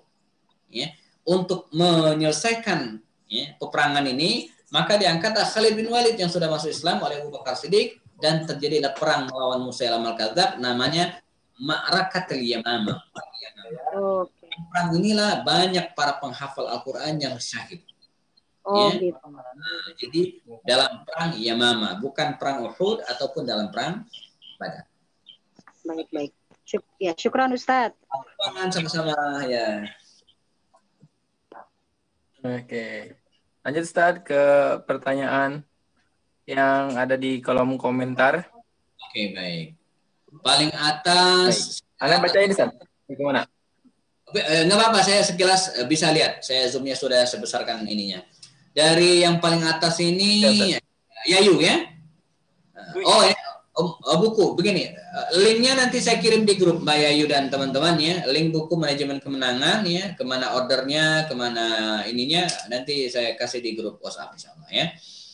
Kemudian dari Mas Dwi Handoko. Aku nanya apa alasan Rasulullah keluar dari Madinah pada perang Uhud. Padahal beliau dapat isyarat bahwa pada perang tersebut beberapa sahabatnya akan syahid. Ya betul ya. Jadi Nabi bermimpi bahwa pedangnya patah dan kemudian mimpi isyarat-isyarat yang lainnya. Bahkan Umar bin Khattab sempat mendatangi Rasulullah, ya Rasulullah, andai engkau ingin mencabut lagi keputusan itu, ya kita kembali lagi ke Madinah dan seterusnya. Tapi kata Nabi tidak. Ya. Kalau Nabi sudah memasang baju besinya dan siap perang, tidak ada kata mundur. Ya. Jadi mengapa Nabi tidak mundur? Pertama, ini ada kesepakatan. Ini adalah keputusan. Keputusan rapat, palu sudah diketuk, dan tidak ada kata mundur. Yang kedua, Nabi melihat realita. Ya. Jadi para sahabat, mayoritas waktu itu menghendaki mereka keluar dari Madinah, bukan di dalam kota Madinah. Maka dengan pertimbangan tersebut, ya, Nabi tetap memutuskan bahwa mereka akan keluar. Yang ketiga, bahwa ada isyarat bla-bla tadi, iya. Tapi kan fixnya kan belum pasti. Ya, jadi bahkan isyarat-isyarat itu kan bisa kita tafsirkan kebenarannya setelah peristiwanya terjadi. Dan yang keempat, ya di balik semua itu pasti ada hikmahnya. Nah, artinya kalau Nabi berada di Madinah, maka kisah tentang perang Uhud tidak akan seperti ini gitu ya. Ayat-ayat yang turun juga tidak akan seperti ini. Nah, ini jalannya ya. Supaya apa? Supaya menjadi ibrah, supaya menjadi pelajaran bagi kita bersama. Ya. Oke. Yang berikutnya ya saya baca lagi dari Mbak Rina, Ustaz, kenapa pasukan kafir Quraisy pulang ke Mekah pada perang Uhud padahal belum memastikan kemenangan? Ya, jadi Abu Jahal CS itu ya merasa mereka sudah cukup. Ya, cukup membunuh lawannya 70 orang, ya, kemudian melampiaskan kemarahan mereka, dan yang kedua sebenarnya mereka sudah capek juga. Mereka juga sudah lelah. Jadi untuk apa? Ya, maka mereka segera memutar balik ke pasukan dan sambil teriak wah hubala hubala dan seterusnya ya, dan mereka pulang karena merasa dendam sudah terbalaskan dan mereka juga sudah lelah ya dari penatnya peperangan. Dari Mas Yogi, alasan membunuh 8 orang dari Bani Quraiza sedangkan Bani Nadir dan Bani Qainuqa hanya diusir saja. Oke ya. Begini. Mungkin di slide sempat saya jelaskan, mungkin coba kita buka ya. Mestinya ada perang Bani Quraiza. Jadi Nabi agak keras ya, sampai 700 atau 800 orang yang dibunuh dalam perang ini ya, perang Quraiza namanya. Karena kesalahan yang dilakukan oleh kabilah Bani Quraiza ini sangat fatal. Ya, walaupun gagal. Ya. Fatal ya, walaupun gagal, dan itu berbeda. Ya. Jadi ada orang yang melakukan kekeliruan dan salah gitu ya, tapi gagal. Itu beda dengan orang yang melakukan kesalahan, keliru, tapi bertaubat. Itu lain, dia nggak bertaubat. Semoga ada. Sebentar ya. Perang Ahzab, nah ini. Bani Quraiza, menumpas Bani Quraiza. Apa alasan baginda Rasul ada enggak ya? Ini. Mengapa bangsa Bani Quraiza dihancurkan? Ya. Sementara Qainuqa kan tidak. Bani Nadir terusir. Ya. 3 alasan. Pertama, mereka telah berkhianat. Pengkhianatan mereka sangat fatal. Biasa menghancurkan kaum muslimin dengan membuka gerbang Madinah dari arah selatan. Mereka berkhianat di tengah kecebur perang yang sangat menjepit. Ya. Nah, jadi yang ketiga, sesungguhnya yang memutuskan untuk mengeksekusi mereka itu bukan Rasulullah, tapi Sa'ad bin Mu'adz yang waktu itu sedang luka. Sa'ad bin Mu'adz ini adalah dari kabilah Aus, ya, kabilah Aus. Kalau Sa'ad bin Ubadah dari kabilah Khazraj. Aus dan kabilah Aus dulu di era sebelum Nabi datang, ya, mereka ini berkoalisi dengan Quraiza, ya, jadi temenan lah begitu ya, dan hubungan mereka sangat dekat. Maka baginda Rasulullah SAW ya, dengan bijak mengatakan ya Sa'ad, ya, Anda temui mereka, bicara dengan mereka, lalu putuskan. Ya, maka Sa'ad bin Mu'adz mendatangi Yahudi Bani Quraiza ini, ya, dan tidak ada kata lain. Ya, setelah perbincangan tersebut, mereka tidak mau mengaku kalah dan ngotot, misalnya seterusnya. Akhirnya Sa'ad bin Mu'adz memutuskan untuk ya, mengeksekusi mereka. Ya, maka ada sekitar 700 atau 800 orang yang dieksekusi pada hari itu, dan semua yang dieksekusi adalah pasukan perang. Ya, tidak ada seorang anak kecil pun, tidak ada seorang wanita pun, dan tidak ada seorang tua pun yang dieksekusi. Bahkan begitu detail Rasulullah, mohon maaf, ya, ketika beliau menseleksi pasukan tersebut, ya, kata Rasul, jangan ada seorang anak yang belum balik pun yang tereksekusi. Jangan ada seorang wanita yang dibunuh. Jangan ada orang tua yang dibunuh. Yang dibunuh adalah tentara perang. Begitu detailnya, bahkan dalam riwayat, ketika melihat ada seorang laki-laki dan mereka berselisih paham apakah ini sudah balik atau tidak. Maaf, sampai mereka ya, memeriksa rambut, bulu, ya, bahkan bulu kemaluan laki-laki tersebut untuk memastikan dia sudah balik atau tidak. Sampai sedetail itu. Mereka tidak mau salah bunuh. Jadi yang dibunuh adalah tentara perang yang sudah balik, yang betul-betul terlibat dalam peristiwa tersebut. Begitu ya. Kemudian yang berikutnya, ya, saya bacakan lagi.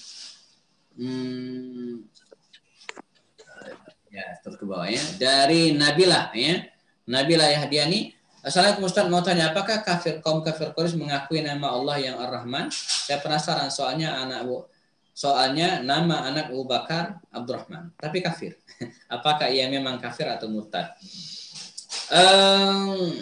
Secara asalnya orang-orang kafir Quraisy itu tidak mengakui Ar-Rahman, tidak mengakui Ar-Rahim, ya, tidak mengakui Asmaul Husna. Mereka hanya mengakui Allah saja, nama Allah ya. Nah, wallah barangkali Abu Bakar As-Siddiq memberikan nama anaknya ini ya setelah Islam. Tapi sepengetahuan saya seperti Abdurrahman bin Auf itu kan bukan nama aslinya. Bukan nama aslinya. Abdurrahman itu nama yang diberikan oleh Rasulullah SAW ya, setelah dia masuk Islam. Aslinya bukan.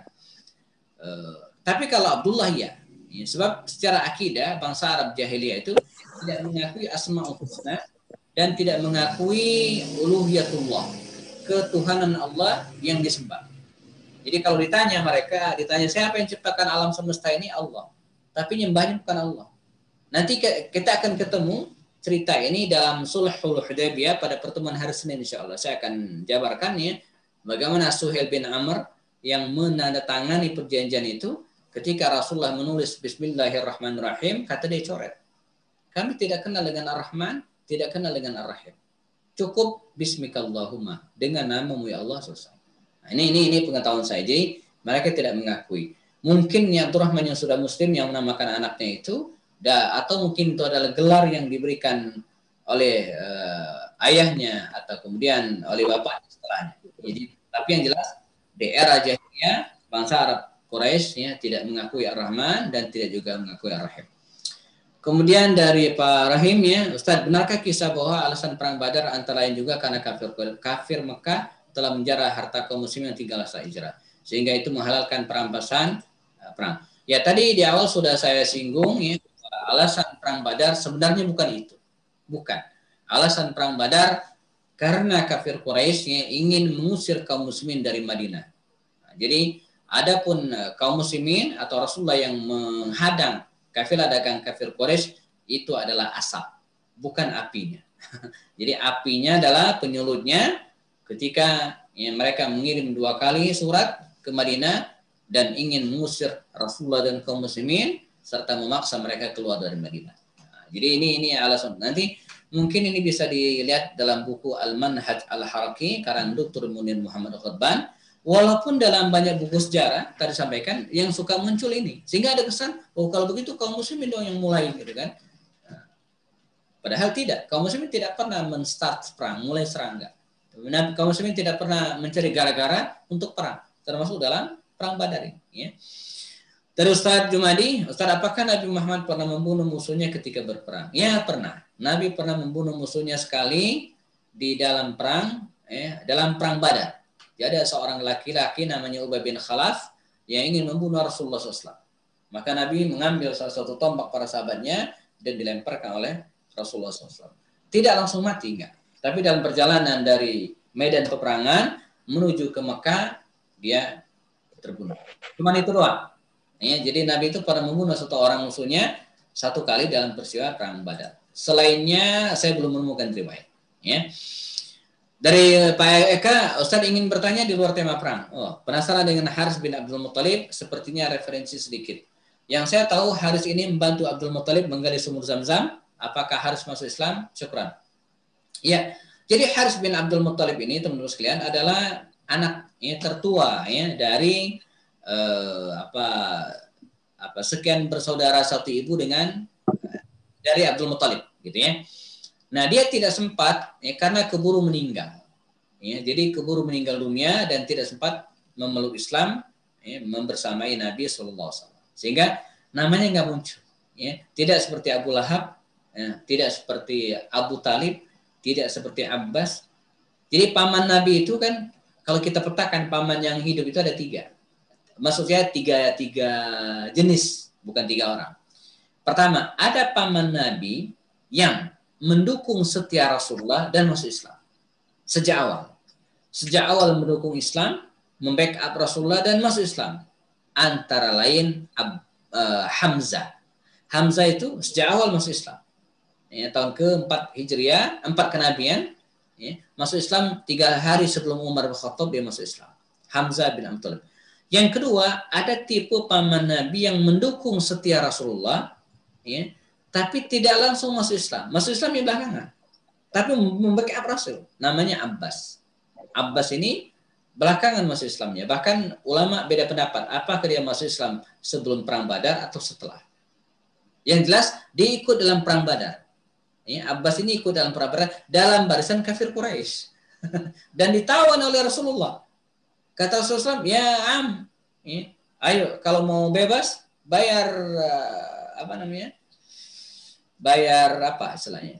Ya, sebagai ganti gitu ya. Uang tebusan. Kata pamannya, loh, saya juga bayar katanya. Iya kata Rasul. Loh, saya ini kata dia kerjaan saya di Madinah, di Mekah, ngurus Masjidil Haram, ngurus Zam-Zam, apa itu tidak lebih baik? Maka turunlah ayat dalam Al-Quran bahwasanya tidaklah orang yang ngurus Zam-Zam, ngurus masjid itu tidaklah lebih baik ya, daripada orang yang berjihad di jalan Allah Subhanahu wa taala dan beriman kepadanya. Nah, ini Abbas. Yang ketiga, ada faman Rasulullah, mendukung Rasulullah, membackup Nabi, tapi sampai akhir hayat tidak masuk Islam. Itulah Abu Talib. Ada satu lagi saya tambahkan ya, ada paman Nabi yang tidak mendukung Nabi dari awal, tidak pernah masuk Islam dan memusuhi Nabi sampai meninggal. Itulah Abu Lahab. Ya, nah yang lainnya tidak ada ceritanya karena ya keburu meninggal. Ya.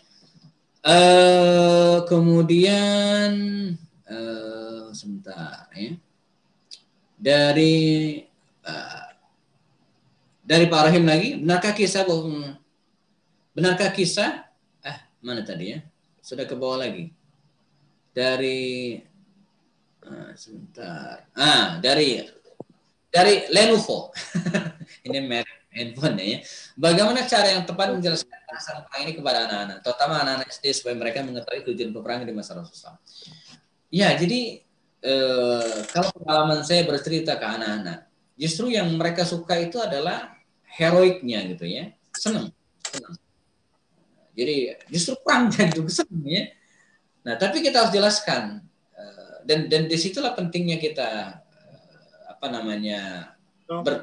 ya, jelaskan apa tujuan perang ini bukan untuk membunuh saja gitu kan, tapi untuk membela ya, tapi untuk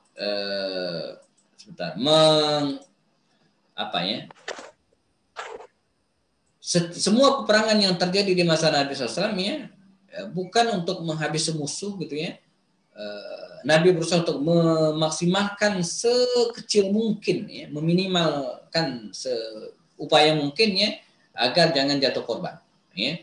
Jadi kita ceritakan ke anak-anak ya, bahwa Nabi itu tidak pernah membunuh kecuali satu pada perang Uhud tadi itu, selainnya tidak.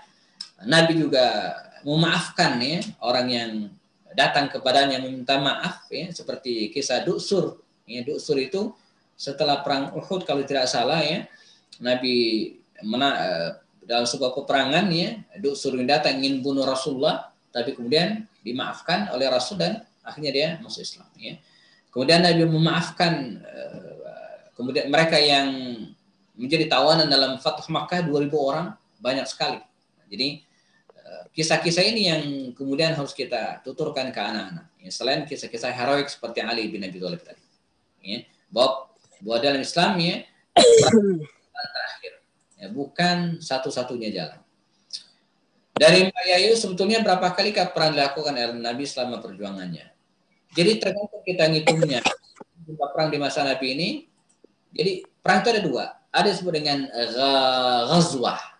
Ghazwah itu adalah perang di mana Nabi ikut dan relatif besar biasanya. Yang kedua disebut dengan sariyah atau ekspedisi. Total sariyah wal ghazwah, ekspedisi perang dan ghazwah ini lebih dari 68 kalau tidak salah. Dihitung yang kecil-kecil ya, termasuk yang kecil-kecil. Antara Badar dan Uhud, antara Uhud dan Khandaq itu banyak peperangan. Ya. Di mana di Instagram kajian sirah ya, saya sudah tampilkan slide lebih detail ya, itu ada. Jadi lebih dari 60, ada mengatakan 68 kali perang. Baik yang tahan saja ataupun Nabi ikut. Namun yang gede itu ada 9. Badar, Uhud, Khandaq 3. Ya. Kemudian Hudaybiyah, walaupun ini bukan perang tapi ini peristiwa besar, Hudaybiyah, Khaybar, Mu'tah 3. Ya. Fathu Makkah, Hunain, Tabuk. Nah, ini 9 peristiwa besar. Ya. Di antara perang-perang besar yang terjadi di masa Rasul Sallallahu Alaihi Wasallam. Dan nanti kita akan lewati satu-satu. Malam hari ini kita bahas 3. Minggu depan, hari Senin kita bahas 3 lagi, dan terakhir kita bahas 3 yang terakhir. Ustadz, dari Mbak Santi, tadi disebutkan ada 15 orang wanita Quraisy ikut berperang untuk menuntut balas kematian keluarganya. Pada saat itu, apakah kaum muslimin dilarang juga membunuh wanita yang ikut perang? Karena terkait etik tidak boleh membunuh perempuan dan anak-anak. Sehingga hal itu menjadikan celah kafir Quraisy untuk mengalahkan umat Islam dengan menyusup. Lalu bagaimana perempuan sahabat dalam perang Badar, Uhud, dan Khandaq apakah ikut juga. Jadi secara umumnya dilarang membunuh wanita, ya, kecuali dia ikut perang dan terlibat dalam medan peperangan, itu boleh. Ya. Tapi kalau tidak, maka dia jadikan sebagai tawanan perang. Ya. Dan dalam kasus ini, saya tidak menemukan riwayat kaum muslimin membunuh mereka. Terus Hindu nggak ada yang dibunuh sama sekali. Ya. Nah, dari sisi kaum muslimin, dalam perang ini, terutama perang Uhud, itu ada beberapa wanita yang ikut. Antara lain ya, adalah Nusaybah binti Ka'ab.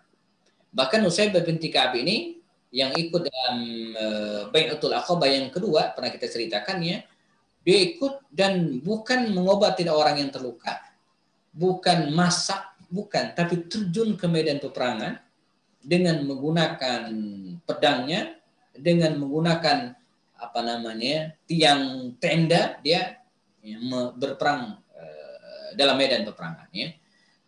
Di masa berikutnya ya, di masa misalnya Abu Bakar Siddiq ya, seperti perang Yamamah tadi itu, Nusaybah juga pernah ikut.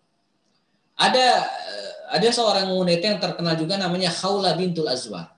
Khawla bintul Azwar ini dia merupakan saudari dari Ad-Dirar bin Azwar, kakaknya. Dia ikut perang. Awalnya para wanita ini tempatkan di tenda-tenda untuk masak, untuk ngobatin yang terluka khususnya. Tapi dia enggak. Dia pengen ikut perang ke medan peperangan, tapi dilarang. Akhirnya apa yang terjadi? Dia ambil kuda ketika orang sudah berangkat, dia tutup mukanya dengan cadar. Jadi lilit sehingga yang kelihatan cuma mukanya doang. Ya, dengan pakaian ringkas yang bisa bergerak cepat, dia naik ke atas kuda dan ikut terjun ke medan peperangan. Sehingga orang-orang heran, siapa itu? Maka dijuluki dia dengan Al-Farisul Mulassam. Artinya prajurit yang bercadar. Prajurit yang bercadar. Al-Farisu Al-Mulassam. Mereka sampai akhir peperangan nggak tahu itu siapa. Setelah selesai peperangan, kumpul ya, baru kemudian dan tahu, Khawla bintul Azwar. Khawla itu akhwat, itu perempuan yang juga ikut peperangan. Ya. Nah, dalam perang Khandaq, dalam perang Khandaq mereka juga ikut. Ada namanya Syifa binti Abdillah yang menyiapkan tenda khusus ngobatin orang yang terluka, klinik. Ya. Kemudian siapa lagi ya? Huwaidah. Ya. Kemudian ada 5-6 orang dalam sejarah yang terkenal. Ya. Apalagi Khandaq itu kan perang fisiknya nggak begitu banyak. Ya. Tapi perang show of force, ya. Perang strategi, ya. Mengadu domba musuh, itu yang terjadi. Jadi maka korbannya juga banyak. Ya. Kemudian yang terakhir ya, bagaimana cara tepat menjelaskan bahasan perang ini kepada anak terutama anak SD supaya mereka mengetahui tujuan perang. Tadi udah ya, khawatir disampaikan malah mengiyakan orang berpendapat Islam adalah agama yang penuh kekerasan. Ya, ini juga kita harus jelaskan. Saya ulang lagi bahwa peperangan itu ya bukan hanya kegelimangan korban perang, ya, kucuran darah, dentingan pedang, bukan hanya itu. Ya, di dalam peperangan itu ada sifat pemaaf Rasulullah, ya. Di situ beliau membuat strategi, ya. Di situ belajar tentang ketaatan, ya. Yang tadi itu mungkin bisa diangkat ke permukaan dan ceritakan kepada anak-anak. Betul. Jadi jangan hanya cerita tentang perang, tapi harus kita sisipkan pesan-pesan positif kepada anak-anak. Ya, tepat sekali ya. Kemudian dari Ibu Santi, berarti mulai Uhud ya Ustadz, atau ketika Badar sudah ikut? Oh oke, ya. Jadi iya mulai Uhud. Ya mulai Uhud ya. Badar dari 313 nama itu saya belum menemukan, nggak ada yang perempuan. Karena Badar itu kan awalnya bukan mau perang. Awalnya mereka pengen mencegat kafilah dagang Quraisy. Ya, lalu Quraisy membentuk pasukan dan menyerang mereka di Badar sehingga tidak melibatkan wanita. Nah, mulai dari Uhud, Khandaq, ya, Hudaybiyah, ada Ummu Salamah istri Rasulullah ya. Kemudian perang yang berikutnya perang Khaybar juga ikut ya, para muslimah ya, di antaranya Ummu Salamah juga ikut, dan Nabi biasanya selalu mengajak istrinya ya, untuk ikut serta dalam perjalanan keluar kota ya, makanya sunnahnya ya jamaah kalau keluar kota agak lama ajak istri ya, itu sunnahnya ya. Nabi karena istrinya lebih dari satu ya, maka dia diundi ya. Siapa yang keluar namanya, dia berangkat. Ya. Jadi berangkat menemani baginda Rasul Sallallahu Alaihi Wasallam. Nah, jemaah yang istri cuma satu, seperti Ustadz Jumadi, ya, yang nggak usah diundi lah. Ya. Istrinya satu mau keluar kota diundi pula. Ya. Undiannya dua, ya, ikut atau tidak ikut. Iya. Oke, baik. Ada lagi? Atau cukup? Wah, 10 orang. Masya Allah ya. Cukup mungkin ya. Baik, jamaah kita cukupkan kelas online pada malam hari ini. Semoga bisa menambah wawasan kita bersama dan semoga tidak puas. Sebab dengan tidak puas itu artinya pengen belajar terus, pengen membaca terus, dan pengen mengenal terus Rasulullah SAW. Ya. Dan cara paling efektif belajar adalah dengan menceritakannya lagi. Ibu-ibu, bapak sekalian yang punya keluarga di rumah, silakan ceritakan lagi. Yang punya TPA, ya, silakan sisipkan ya, pelajaran Sirat Nabawiyah ini di kurikulum sekolahnya. Cendekia, ya, Bandung, ya, kalau belum ada pelajaran sirah, masukkan pelajaran sirahnya. Ya, sampaikan sama pemiliknya, bosnya. Kata Ustadz Effendi, wajib gitu ya. Dulu para ulama, bagaimana mereka yang mengajarkan Al-Quran kepada anak-anaknya, begitu mereka mengajarkan sirah kepada anak-anaknya. Ya. Di belakang saya, ya, di samping kitab Tafsir Al-Qurtubi, di samping kitab Tafsir Al-Qurtubi itu ada kitab Al-Kamil fi Tarikh. Ini jadi begitu ya. Jadi di samping kitab Tafsir Al-Qurtubi, saya taruh ya, kitab Al-Kamil fi Tarikh karangan Imam Ibn Asir. Di sampingnya ada Hilyatul Auliya. Ini juga tentang sirah. Ada usul Ghaba fi Ma'rifatul Sahabah. Ya. Jadi di samping kitab tafsir ada kitab sirah. Ustadz, di Cendekia Muda ada jam khusus untuk pelajaran sirah. Nabi, alhamdulillah. Bagus. Lembaga pendidikan yang lain ya ngikut insya Allah. Baik, monggo Kang Renzo, saya serahkan kepada host kita malam hari ini dan saya mohon maaf kalau ada kekurangan ya. Mungkin paling lambat Ahad ya, supaya ada waktu jamaah untuk belajar. Jadi ujian evaluasinya mungkin Ahad baru saya kirim linknya. Ada yang usul ya, jangan hanya pilihan ganda, ya ada juga esainya ya. Esai. Ya. Ustadznya pusing meriksa nanti. ya nggak usah banyak-banyak ya, 5 aja cukup ya.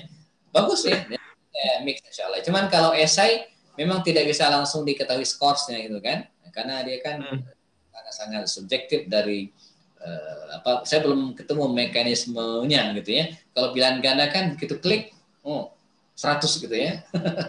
Tapi nanti coba kita mix supaya jemaah bisa belajar lebih detail lagi. Jazakumullah khairan, mohon maaf kalau ada kekurangan ya, dan bagi yang tidak bisa ikut ya mungkin bisa ngeliat rekaman ini di YouTube insyaallah. Terima kasih, saya serahkan ke Kang Renzo untuk menutup acara kita. Billahi taufik, assalamualaikum warahmatullahi wabarakatuh. Waalaikumsalam warahmatullahi wabarakatuh. Jazakallahu khair Ustadz atas jawaban di sesi tanya jawab ini. Mudah-mudahan semakin membuat penasaran ya. Insya Allah kita akan ketemu lagi pekan depan. Ini 2 tema terakhir berarti ya Ustadz ya di sesi 1 ini. Mudah-mudahan seperti kata Ustadz menjadi pemantik kita untuk membuka cakrawala sirah kita semakin luas dan semakin dalam lagi gitu ya. Di follow up dari kelas ini adalah kita semakin tertarik untuk mendalami sirah nabawiyah. Insyaallah terima kasih juga buat yang sudah bertanya dan para jamaah sekalian yang sudah mengikuti perkelasan malam hari ini. Mudah-mudahan kita mendapatkan banyak ilmu tentunya dan juga banyak manfaat daripada pertemuan kita malam hari ini. Kita akhiri bersama-sama untuk malam hari ini dengan membaca hamdalah. Alhamdulillahirrahmanirrahim. Alhamdulillah. Istighfar kepada Allah. Astagfirullahaladzim. Dan kita sempurnakan dengan membaca doa kafaratul majlis.